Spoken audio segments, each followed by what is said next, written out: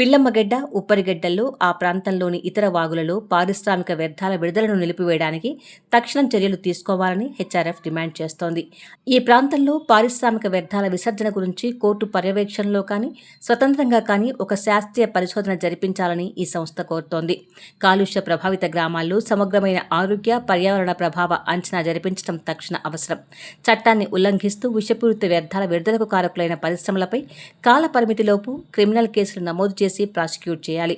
చట్టం అమలు చేయడంలో జరుగుతున్న వైఫల్యానికి సంబంధించి కాలుష్య నియంత్రణ మండలి అధికారులు, ఇతర నియంత్రణ సంస్థల అధికారుల పాత్ర ఏమిటో తెలుసుకోవడానికి ఒక స్వతంత్ర విచారణ జరగాలి.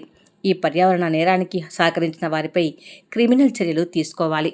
అచ్యుతాపురం, రాంబిల్లి మండలాల్లో ఈ పారిశ్రామిక కాలుష్యానికి సంబంధించి వ్యర్థాల పర్యవేక్షణ నివేదికను, భూగర్భ జలాల అధ్యయనాలను, తనిఖీ నివేదికలను, అనుసరణ గణాంకాలను ప్రజలకు బహిర్గతం చేయాలని హెచ్ఆర్ఎఫ్ కోరుతోంది.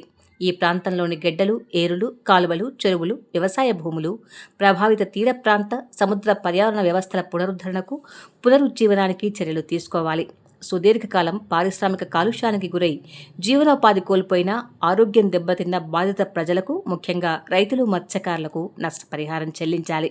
పారిశ్రామిక అభివృద్ధి పేరిట, is and speed of doing business పేరిట అచ్యుతాపురం, రాంబిల్లి మండలాల్లోని బాధిత గ్రామాల ప్రజలు బలిపశువులు కాకూడదు.